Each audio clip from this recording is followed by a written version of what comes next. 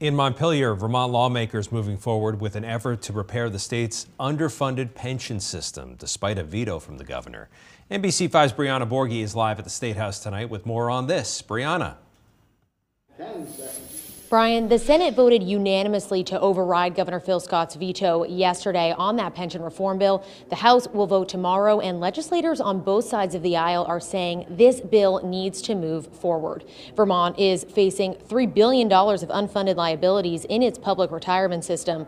The proposed package would address about $1.7 billion of that, but Governor Scott vetoed the bill, saying it didn't do enough to address the system's financial burdens, and that the state would be forced to confront the same issue again down the road. Even legislators who agree with some of the governor's concerns still want to see this bill become law. A big sticking point here is that the governor wanted to give newly hired state employees the option to enroll in a 401k style plan, which was met with pushback by some legislators.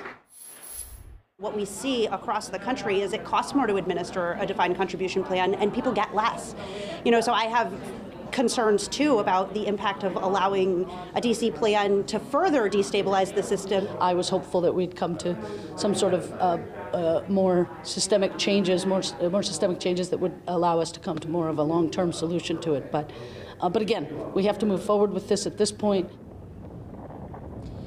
I also heard from some legislators who feel the governor came in at the last minute trying to make changes to the deal that had previously been agreed upon.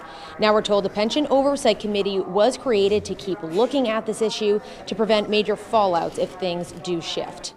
In his veto message, Governor Scott acknowledged he would likely be overridden, and from the sounds of it, that's exactly what's going to happen here in the House tomorrow. I will mention when this bill originally passed the House, it passed unanimously, so if 2/3 of representatives are on board to override that veto tomorrow, the bill will become law. Reporting live in Montpelier, Brianna Borghi, NBC5 News.